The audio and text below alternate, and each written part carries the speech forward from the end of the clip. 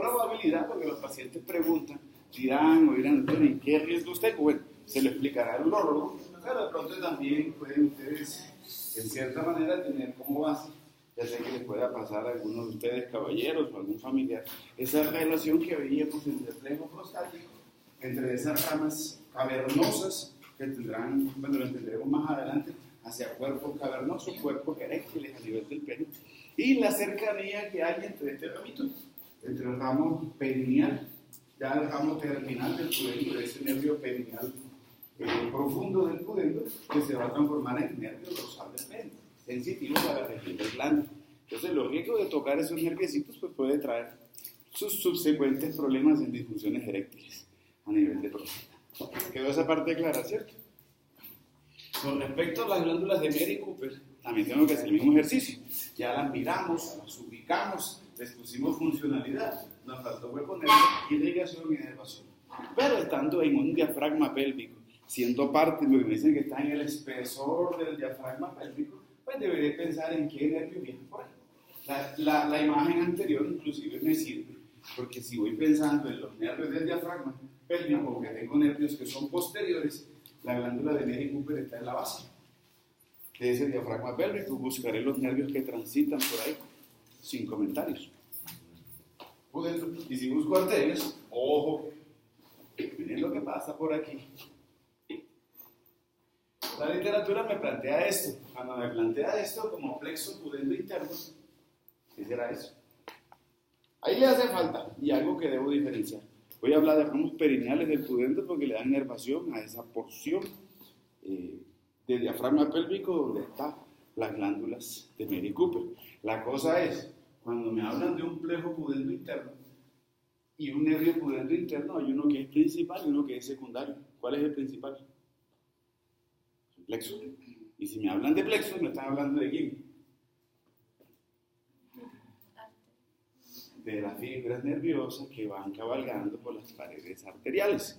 El nervio pudendo interno, esa división anterior de S2, S3, S4, no da una inervación directa. Una cosa es nervio pudendo y otra cosa es plexo pudendo interno. Plexo pudendo interno son las fibras nerviosas que acompañan a la arteria pudenda interna. En este caso, a esos ramos perineales profundos que transitan por la región perineal. ¿Sí me hago entender? Y como una inervación secundaria ya van a ser fibras de nervio pudendo interno que van con destino a diafragma pélvico. Y por estar las glándulas de Mary Cooper en ese espesor del diafragma urogenital, que hace parte del diafragma pélvico, reciben algo de inervación. Pero principalmente ellas funcionan es con las fibras nerviosas que cabalgan por las paredes arteriales. ¿Listo? ¿Sí? Bueno, el drenaje venoso se puede combinar, ahí no tengo problema. Cuando hablo de drenaje venoso, tanto lo que es para próstata, pienso entonces en esos plejos lateroprostáticos o que me lo mostraban como vesículo-prostáticos. Eso se va hacia atrás y deberá irse entonces hacia un agénito vesical o vesical inferior. Desembocará en ilíaca interna. Y si pienso en Mary Cooper, bueno, en Mary Cooper, como tengo ramas arteriales de pudenda, las perineales, la historia será homónima y satélite porque tendré una vena pudenda interna. Los ramos perineales profundos y eso terminará en vena ilíaca interna. O sea que todo va terminando en ilíaca interna. En algún momento cuando hablamos y empezábamos a hablar de pelvis, le decíamos la reina de la pelvis arterial es la arteria ilíaca interna. Entonces ahí seguimos conociéndola un poquito más. Y la otra semana ya nos adentraremos en esa pelvis. Ah, mira. Listo, muy bien. Uretra femenina. Menos compleja anatómicamente, pero con un gran problema. Y va a ser que lo corto de ella va a ser de que las damas sufran mucho de esas cistitis, ¿cierto? Uretra femenina, un poquito menos compleja. Generalidades. Bueno, es una estructura que atraviesa el diafragma pélvico. Es una estructura que, por lo que estoy revisando ahí, muy parecida a la uretra masculina. Está en cavidad pélvica, pero pasa a ser externa. Solamente es que esta uretra ya cambia de longitud. Entonces va a ser más o menos de 4, 5, 6 centímetros aproximadamente. De esta uretra también voy a decir algo. Y es que ella tiene también un orificio, el mismo nacimiento de la uretra masculina es el mismo nacimiento de la uretra femenina. Voy a tener simple y llanamente una región posterior, que es el triángulo o el trígono vesical o delito, con su elevación, la úvula que se va hacia, y esa direccionalidad no es solamente ella, son todas las paredes de la vejiga en esa dirección que es inferior y que es hacia anterior, se va acostando y entonces me forma eso que va a ser ese primer trecho o esa primera encuentro de paredes que da origen a la uretra. Entonces también voy a hablar de un orificio uretral interno y un orificio uretral externo. Pero hablar de uretra y de la terminación de la uretra femenina nos lleva también a esta imagen, a revisar entonces órganos femeninos externos, pues para buscarle la terminación a ella. Entonces en órganos femeninos externos, aunque eso lo vamos a ver después, voy a revisar estos pliegues. Y esos pliegues cutáneos van a ser labios mayores, más hacia adentro, cubierto por los labios mayores, a veces más altos, otras veces menos altos, van a estar estos huesitos. Entonces voy a hacer unos pliegues que van a ser van a ser parte cutánea, pero son más mucosos. Entonces voy a hablar de los labios menores. Y aunque voy a hacer una comparación, pero entra dentro de eso, cuando revisábamos labios y cavidad oral, el fondo de los labios en cavidad oral se llamaba el vestíbulo. Entonces aquí también veo las referencias de esa manera. Aquí voy a hablar de unos frenillos, lo hablaremos la otra semana en su momento, pero me interesa hablar del fondo de estos labios mayores y menores. Entonces, equiparándolo como hicimos en cavidad oral, el fondo de los labios mayores y menores va a ser, creo que tengo una sensación de profundidad, ¿cierto? De superficial hacia profundo. Entonces le voy a decir que se llama el vestíbulo vulvar. Y cuando me concentro en el vestíbulo vulvar, o sea, en toda esta región, tendré que hablar de, primero, orificio vaginal inferior, la entrada a la vagina, el conducto vaginal. A los laditos deberemos hablar de estos dos huequitos que están, que no sé si se alcanzan a ver. Esto no, esto es de la pared. Ese huequito que está aquí y ese huequito que está ahí. Vamos a hablar entonces de unas glándulas que van a ser las glándulas vestibulares mayores, también conocidas como de Bartolino. La otra semana hablamos de eso. Pero me voy a concentrar entonces arriba del orificio vaginal inferior, en la región del vestíbulo. Ahí sí, ahí es donde voy con la charla, porque voy a encontrar eso que hay. Y eso va a ser un meato urinario externo. Pero cuando reviso meato urinario externo femenino, me llama la atención algo. Por debajo de ese meato voy a encontrar dos punticos, dos huequitos. Entonces me dice que van a ser la terminación. Agujeros de Skene, que a su vez se conectan con unos conductos que también se llaman de Skene, que se conectan con unas glándulas que también se llaman de Skene. Todo se llama de Skene. Y en glándulas de Skene, mira todo lo que habla. En esto todo el mundo cree saber y nadie sabe nada. Lo que pasa es que son temas tabús. Cuando nos tocan genitales, entonces son temas tabús. Con algunos ayer yo les comentaba que en mi tiempo les decía, mire, si usted tiene relaciones sin casarse, introduce el pene en la vagina y se lo pueden meter. Se puede quedar sin pene. O sea, antes uno no salió más bobo, ¿sabe por qué? Sí, son temas que a mi hija le tocó explicar eso a los 9 años. Porque ya en el colegio estaban hablando de eso y estaba haciendo yo una charla y me pregunta qué es eso. Entonces, ya esos temas tabús, o sea, hay que educar, de esconder, que cigüeñas y eso. Yo no sé, yo creo que imagino todavía, pero no, estamos en una realidad de internet, de acceso a la web, que tenemos que ser abiertos hacia esos temas. Pero todavía siguen siendo tabú. Entonces, con este cuento de glándulas de Skene, tiene todos los nombres. Glándulas de Skene, glándulas vestibulares menores, algunos le dicen que el punto U, y otros le ponen que la próstata femenina. Aunque el tema de próstata femenina yo siempre lo he contado, solamente hasta el año pasado, cuando estuve en el Congreso de Morfología en Medellín, llegó un docente de la Universidad de Cali, donde él hizo un estudio, hizo disecciones, porque él también tenía la misma duda que yo tenía, yo porque no tengo tantas mujeres en mis cadáveres, él tenía bastantes, y se puso a disecar. Y resulta que sí, o sea, la próstata femenina o el homólogo de la próstata de nosotros, sí existen mujeres. Incluso un dato alarmante, resulta que gran cantidad de tumores, de cánceres que sucedan ahí en esa región pueden provenir de esas glándulas. O sea que así como tenemos alta incidencia nosotros de cáncer de nuestra próstata, ese vestigio, esa glandulita de Skene o próstata femenina, también se está viendo con una alta incidencia de cáncer. Entonces, sorpresa. Entonces sí existe. Ahora, funcionalidad de ella. Pues en el momento del orgasmo hay dos fluidos, o bueno, al momento de la relación sexual hay dos fluidos que deben ser apreciables a nivel vulvar. Uno que va a ser el fluido que sale por esos huequitos. Lo vamos a hablar después. O sea que mis glándulas de Bartolino o glándulas vestibulares mayores deberán hacer una producción cuando está en ese inicio de la relación sexual y da ese estímulo, esas glándulas provocan secreciones. Pero si yo las tengo ubicadas aquí, ¿dónde caerá esa secreción?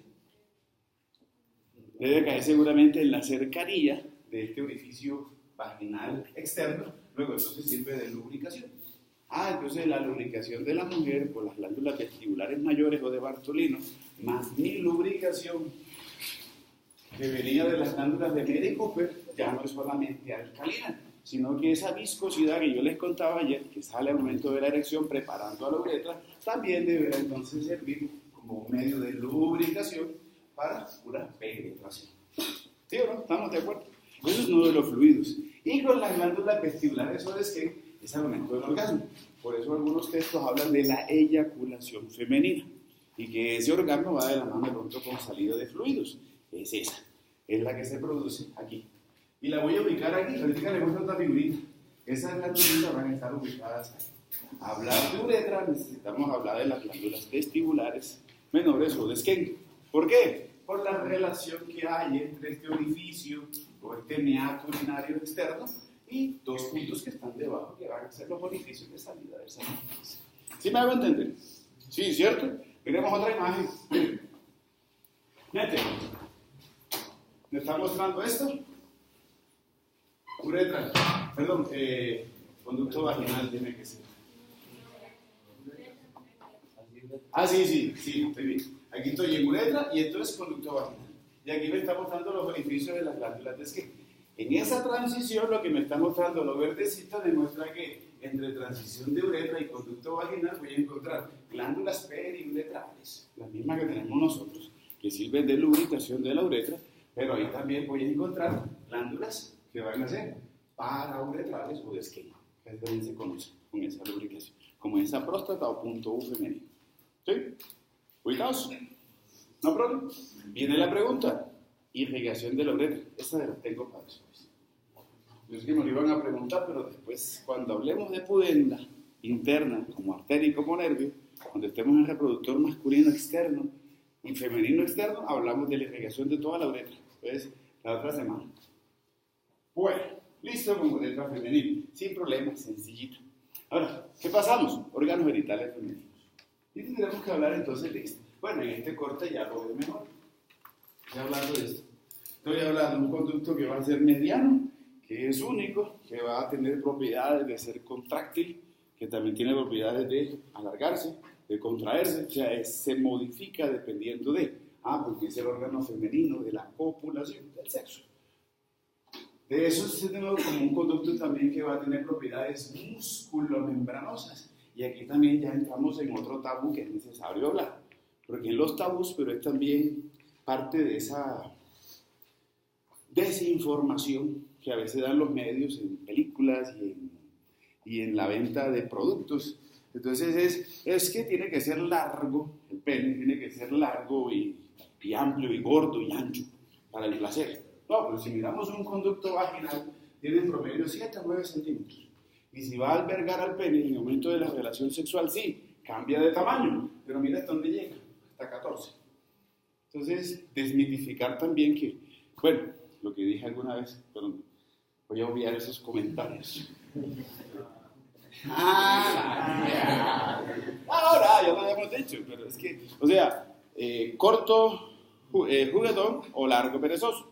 Entonces, sí, desmitificar esto, realmente un pene de 18, 19, 20, realmente no va a traer, sino es de pronto molestia en el momento de la penetración y ¿cómo se llama? Y dolor puede haber seguramente. Entonces, donde desmitificamos. Ahora, el grosor sí es otro punto aparte.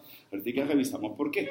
Aunque los órganos eréctiles y también los órganos sensitivos para el orgasmo están principalmente referenciados a nivel de clítoris, las paredes vaginales también tienen puntos sensitivos donde se puede llegar a desarrollar o ser un disparo para el orgasmo.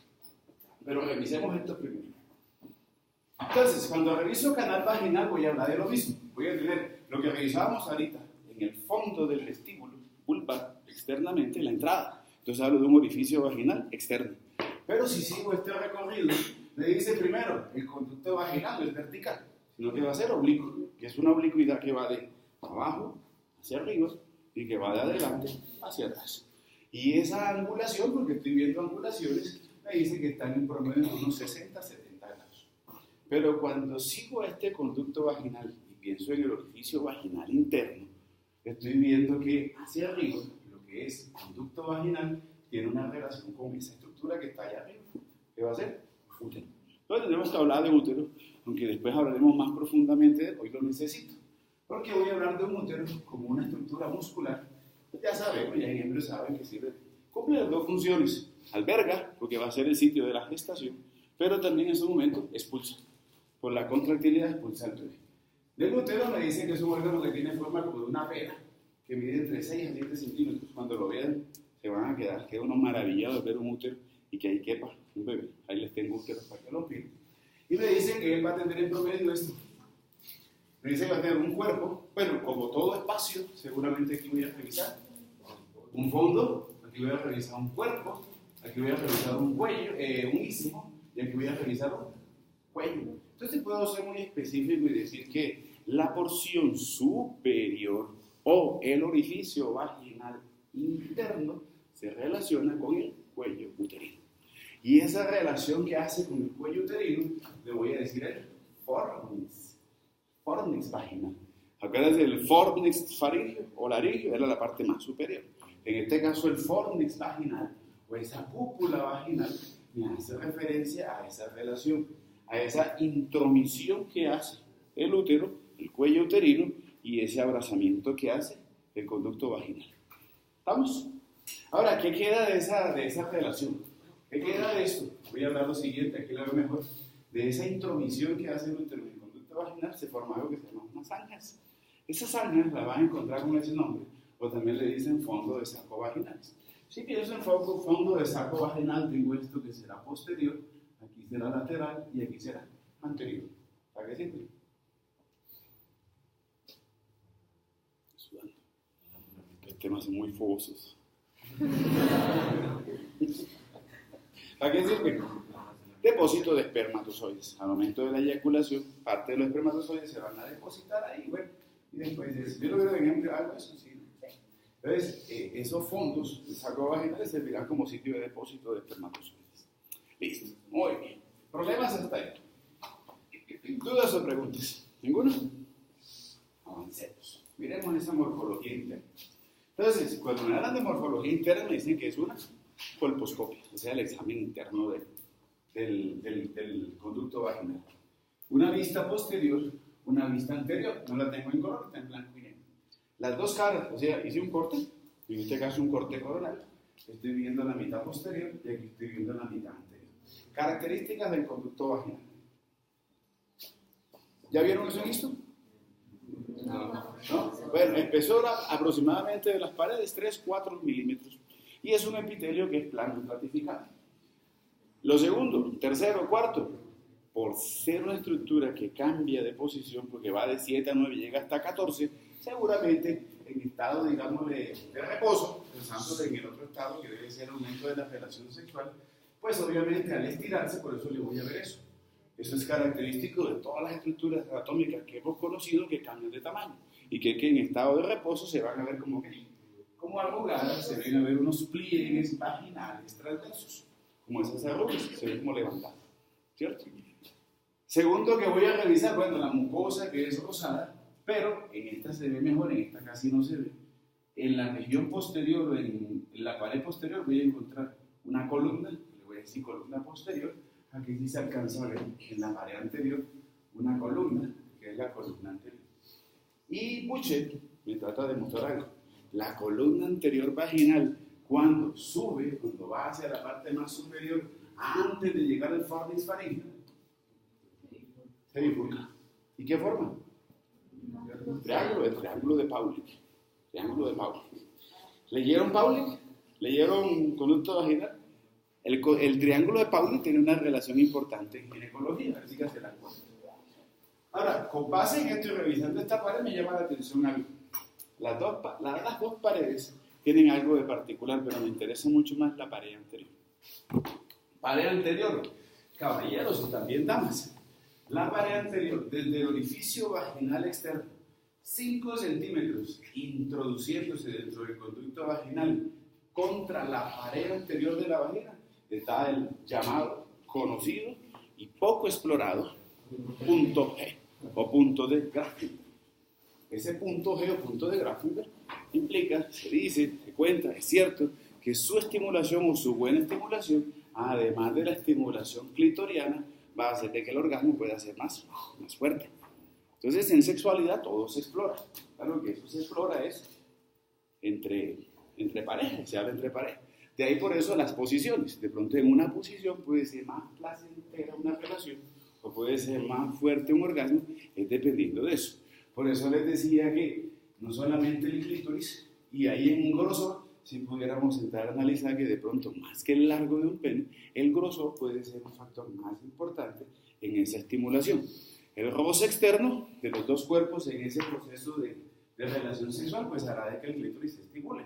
Pero sí logro tener, aunque miraremos más adelante la otra semana, cuando está ese proceso de estimulación hay una musculatura vaginal que se contrae, no solamente externa sino internamente. Entonces eso hace de que el pene pues tenga mayor fricción, pero si adicionalmente a eso se puede jugar con las posiciones, se puede llegar de pronto a tener un mejor estímulo de ese punto G o punto de Grafenberg. ¿Listo? ¿Sí o no? Nos atañe a los dos. Eso es de pareja. ¿Estamos? ¿Sí? Oh, muy callados. Punto de Grafenberg. Bueno, triángulo de Pauli. Pues queremos ver un triángulo de Pauli. Eso es. ¿Para qué me sirve el triángulo de Pauli? Ahí está el triángulo de Pauli. ¿Para qué me sirve? ¿No lo vieron? Ahí está. Ahí. Triángulo de Pauli. Ahí. Entonces lo toman como referencia. El triángulo de Pauli es un punto anatómico de referencia para encontrar cuando el ureter comienza a ser un ureter yuxtavésico. O sea, cuando el ureter está próximo a atravesar o a perforar a esto que es. Incluso el ureter lo puso un poquitico más alejadito, debería estar más hacia acá. Pero el triángulo de Pauli es un punto anatómico de referencia de localización de ese punto donde el ureter empieza a ser yuxtavesical, o sea que perfora a la vejiga urinaria. ¿Sí? ¿Estamos? Muy bien. Bueno, paredes. Esto ya es más, pues un poquito menos complejo.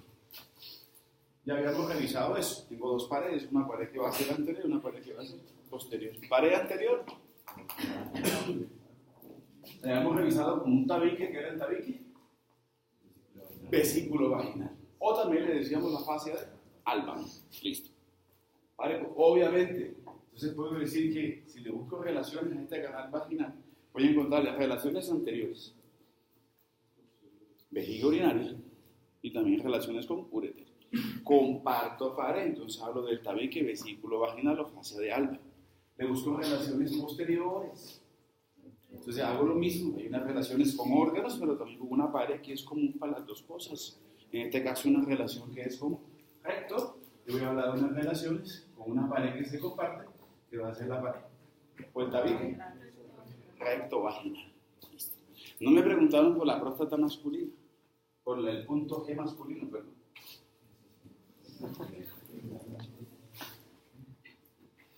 Acuérdense que todo es... Se los cuento, lo dejo a cada cual. El punto G masculino. Sin comentarios. Más de uno dice, ay.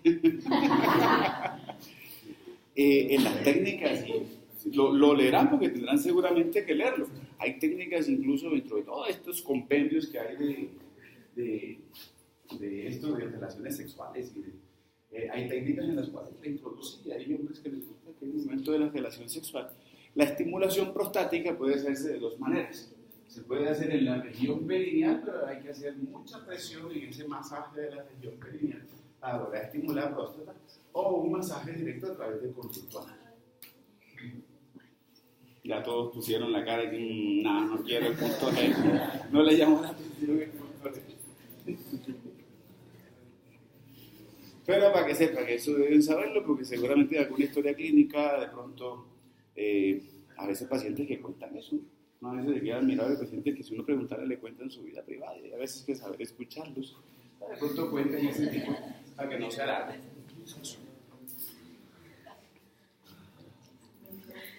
Por ahí hay uno que hizo, ay.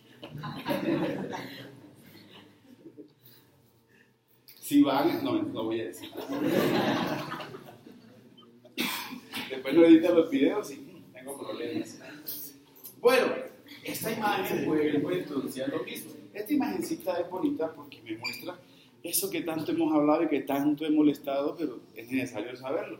Toda esta mancha blanca que estoy viendo aquí va a ser todo lo dinámico de una fascia pélvica, ¿cierto?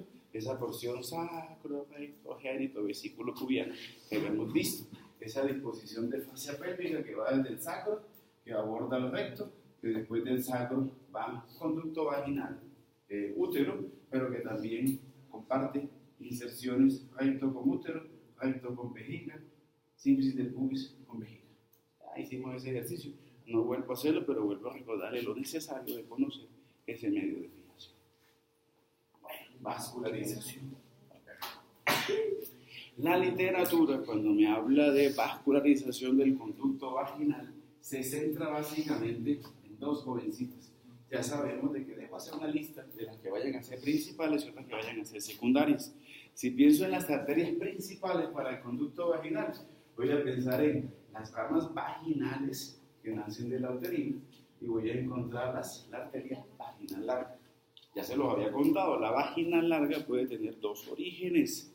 La vaginal larga, como me dice aquí Netter, puede nacer directamente de la uterina, o la vaginal larga puede nacer como una rama directa de la ilíaca.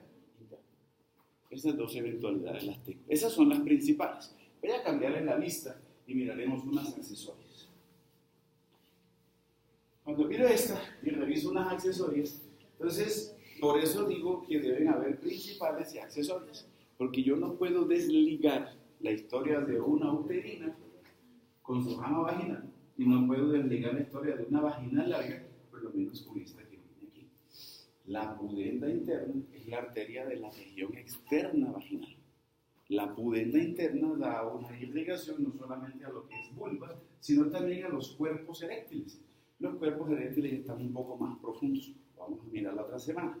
Sin embargo, cuando pienso en pudenda, cuando pienso en vaginal larga, miro, cuando pienso en uterina, esto, y cuando pienso en ovárica, estoy viendo la anastomosis. Entonces, en realidad, tengo unas principales y unas accesorias. Yo no puedo desligar la historia. Entonces, lo voy a tomar así. Voy a mirar las arterias y la irrigación del conducto vaginal en arterias de tres órdenes. Y los primeros, segundo y tercero en orden de importancia o en orden de mayor calibre de los vasos y que dan más irrigación. Entonces, en orden de importancia voy a tomar los vasos o las ramas vaginales que nacen de la uterina. La uterina es la más voluminosa de las ramas de la ilíaca interna, obviamente a nivel femenino. Entonces debe ser una de las que más aporte sanguíneo da. En segundo orden voy a tomar a esta, la vaginal larga, y en tercer orden los ramos perineales profundos de la pudenda interna y los ramos ováricos. Queda claro ese concepto, ¿cierto? ¿Sí me hago entender? Drenaje venoso, bueno, ese me sirve. El drenaje venoso entonces tendrá, también lo puedo llevar como en dos vías. Un drenaje venoso, bueno, si pienso en la rama vaginal que nazca de la uterina, ya sea la rama vaginal larga o las ramas vaginales que vienen de pudenda, eso debe buscar su homónimo, satélite y en reversa. Este drenaje venoso todo deberá irse así, ilíaca interna. El problema es que por esta anastomosis y también por la contribución que puede tener la ovárica, parte de ese drenaje venoso tiene otra vía. ¿Cuál es? Ovárica.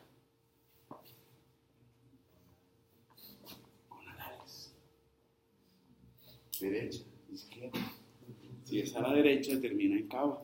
Si es izquierdo, termino en vena renal izquierda. Vena renal izquierda. ¿Sí, señor?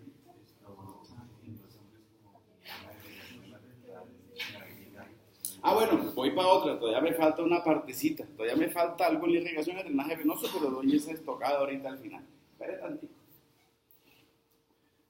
Estamos hasta ahí, ¿cierto? Ahora, esta historia de irrigación es perfecta, es bonita, pero no se les olvide algo. Eso como las arterias, que principalmente, que en un 80 o 90% de los casos, siempre va a ser como el pilar de irrigación de conducto vaginal. ¿Cuándo de pronto, o qué otras historias debo tener en cuenta? No se les olvide lo que hemos hablado ayer y que hemos hablado cuando empezamos a revisar la irrigación de vejiga, son los vecinos que tengo. Y en este caso no puedo desconocer un vecino que tiene esta jovencita de conducto vaginal con urinaria y un vecino que tiene hacia atrás que va a ser recto. Dentro de la irrigación propia, en esa categorización que hicimos de conducto vaginal, ahora sale otra irrigación, ya no será propia, sino que será muy secundaria, pero que puede contribuir. Y va a ser seguramente las vesicales. Umbilico vesical o vesical superior y la vesical inferior, o génito vesical. Y si miro hacia atrás, otra irrigación secundaria que debo tener en cuenta para el conducto vaginal va a ser esta jovencita que viene. Lo que estoy viendo de ilíaca interna, una rama que va para el recto, que sé que se llama rectal media. Entonces la irrigación mía como recto puedo compartirla con ese vecino que tengo hacia anterior, que es conducto vaginal.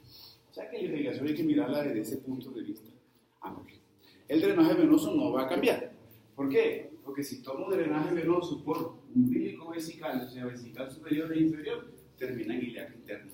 Y si lo tomo drenaje venoso por la vía de rectal media, también termino en ilíaca interna. Cambia o varía mucho más la irrigación, mucho menos lo venoso. ¿Me hago entender? ¿Sí? ¿Vamos? Bueno. No se les olvide otra cosa. Siempre que mande ramas a la vagina, acuérdense que la historia de conducto vaginal se divide en dos cosas. Porque el conducto vaginal no es solamente esta parte del conducto, sino lo que debo tener en cuenta es esa relación que hay con el cuello uterino. Entonces, por eso la literatura siempre me va a plantear la necesidad de decirles a estas ramas cérvico-vaginales. Siempre me lo van a plantear desde ese punto de vista. Y debo entender entonces que los cérvico-vaginales, porque no solamente va para el conducto vaginal, sino para esa porción del fornix de la vagina. ¿Sí o no? Entonces, por eso, estas ramas vaginales que da la uterina deben ser cérvico-vaginales. Las ramas de la vaginal larga también van a ser cérvico-vaginales. Y cuando hablo de esto, es vesical inferior o génito vesical, ella me va a dar unas ramitas que también van a ser cérvico-vaginales, aunque van con destino hacia vejiga urinaria, cuando pasan ahí lateralmente con respecto al conducto vaginal, ahí damos para conducto vaginal. Y van a ser cérvico-vaginales. ¿Sí o no? Inervación. Uy, la cosa se alarga. Porque es un útero en gravidez, ¿no? Hay un embarazo, pero es la imagen más bonita que encontré ahí, indiferentemente de eso. ¿Qué será esto? Los abdómenes genitales mayores y menores, pero no me interesa esos que están ahí. Quiero mirar es esto. ¿Qué es esto? S2, S3, S4. Nervios plácnicos sacro, erectores de Ekman. Listo, pero igual esa historia es todo en su conjunto. Porque todo el conjunto de la historia son esas fibras blancas que están ahí. Eso se llama plejo hipogástrico inferior. Entonces, para hablar de conducto vaginal, voy a hablar de fibras nerviosas que nacen del plejo hipogástrico inferior. Y por lo que estoy viendo es un manojo que cuando avanza se divide en... Entonces, por eso me hablan de un plexo útero-vaginal. Listo. Entonces, ese plejo simplemente le va a dar unas ramas que son ascendentes, que van a ser uterinas, y unas ramas descendentes que van a ser vaginales. Plejo hipogástrico inferior. Pregunta. ¿Lo único o tengo más? todas las fibras nerviosas que viajan por las paredes arteriales y mandamos una muy rica irrigación. Y una muy rica irrigación que ya con el ejercicio que hicimos en vísceras, entiendo que también cuando hablábamos de arco de Riolano, creo que también aquí voy a hacer una gran anastomosis nerviosa. Entonces la irrigación del útero debería ser un plexo ovárico, plexo uterino, plexo vaginal largo y tengo plexo pudendo interno. Si me hago entender, ¿cierto? Ojo que eso lo estoy multiplicando por 20. Cuando hablo toda esta historia y sé que todo esto viene de plexo solar. Entonces tengo no solamente las fibras que van cabalgando por paredes arteriales, de la historia preador de plejo solar alimentado por simpático lumbar, no solamente esas fibras que vienen del plejo preaórtico, sino que también le pongo esto que es plejo gástrico. ¿Sí? ¿Estamos? Dígame que sí. Bueno. Falta. ¿Quién más? El pudendo, miren, aquí tengo. Esto que viene por aquí es la división anterior de S2, S3, S4. Esto que está aquí va a ser nervio rectal inferior. Esto va a ser el ramo perineal del pudendo, perineal superficial, para vulva, labios mayores y menores, y parte del perineal profundo. Y esto que viene por aquí debe ser ¿quién? La rama terminal del pudendo, el dorsal del clítoris. Entonces contribuyen en esa y parte inicial de lo que es conducto vaginal, cuerpos eréctiles a nivel de conducto vaginal y a nivel de no solamente vulva externa, sino también de conducto vaginal su inicio. ¿Comprendido? Sí. Bueno, muy bien. Avancemos. Linfáticos. ¿Qué voy a hacer con mis linfáticos? El ejercicio que ya sabemos. Solamente es que si reviso la posición, voy a tener un problema. Pero no solamente la posición de este conducto vaginal, sino la relación que tiene con útero y la proyección que tiene el útero hacia adelante. Ya vamos a hablar de útero. El útero me dice que está en una anteversión, o sea que mira hacia adelante, y que está en anteflexión, o sea que está doblado hacia adelante. Y llevarlo hacia adelante hace que la historia de los ganglios linfáticos uterinos tenga una relación muy anterior que también se relaciona con esta relación posterior que tiene el útero. Por eso, cuando yo reviso linfáticos, estos linfáticos van a comenzar la historia desde los inguinales. De inguinales superficiales, inguinales profundos, como ganglios linfáticos propios para el conducto vaginal que también van a ser para útero. El resto de la historia ya me la sé. Los ilíacos, externos e internos, los presacros, promontorio, el resto de la historia. No, porque solamente voy a añadir más ganglios por esa posición anterior. ¿Sí? ¿Estamos? Bueno, hablemos de útero. Ya habíamos dicho algo de útero. Su tamaño, sí, que tiene forma de pera. Su longitud, más o menos entre 6 a 7 centímetros, 2 a 4 centímetros de ancho.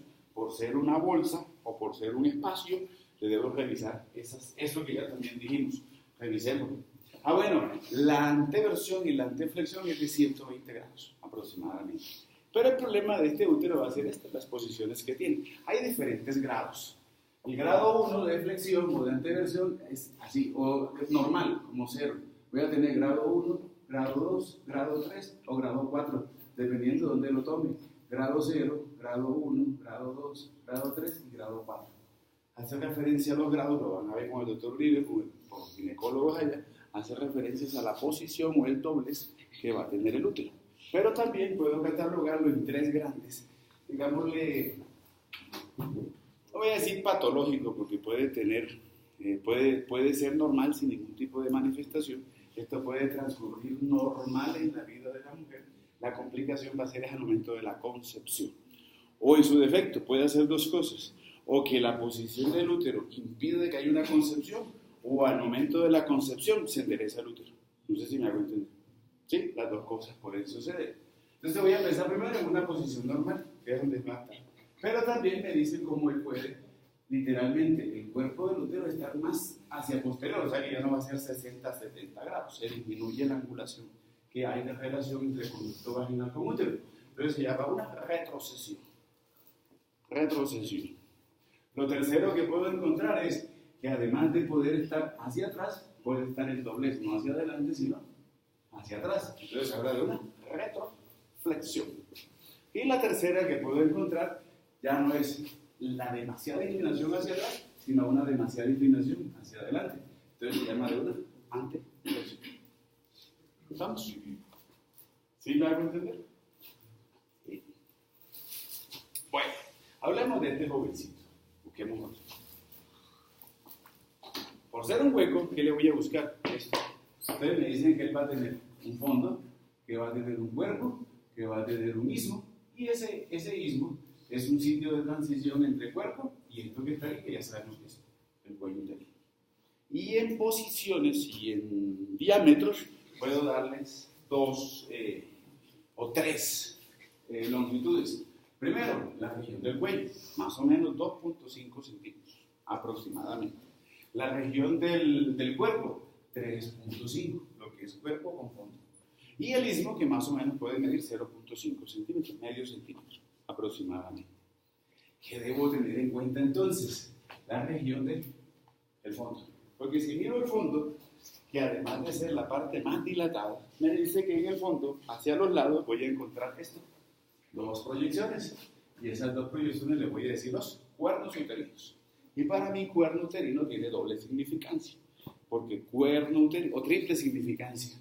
Cuerno uterino no solamente va a ser esa porción más externa de lo que va a ser el fondo del útero, sino que hacia afuera nacen dos cosas. Van a ser, uno, el oviducto, o salpinge, o trompa de falopio, y también voy a encontrar el nacimiento de otra cosa. ¿Qué veo? Un ligamento. Y ese ligamento me dice que une al útero, como varios, que no ve cómo. Ligamento útero-ovárico. Pero adicionalmente sucede otra cosa. Miremos esta figurita. Esto. Ligamento redondo. Ligamento redondo. Eso para mí significa cuerno uterino. El cuerno uterino tiene esa significancia. ¿Estamos o no estamos? Listo. ¿Dónde ubico al útero? Entonces, es un órgano único, es un órgano muscular, que está ubicado, es mediano y que está ubicado en el centro de mi cavidad pélvica. Si le busco relaciones a este jovencito, relaciones posteriores, recto, relaciones inferiores. Habría dos, porque en relaciones inferiores, en esta figurita me sirve, porque la ubicación, como él lo plantea, no es solamente única, sino que es compartida. Si yo busco relaciones inferiores, voy a encontrar una relación con conducto vaginal, pero también una relación con vejiga urinal. Si le busco relaciones posteriores, esa relación va a ser lo que mirábamos cuando iniciamos peritoneo, el fondo de saco de Douglas, y una relación más posterior que va a ser recto. Relaciones superiores. Ilium. Relaciones superiores, ilium.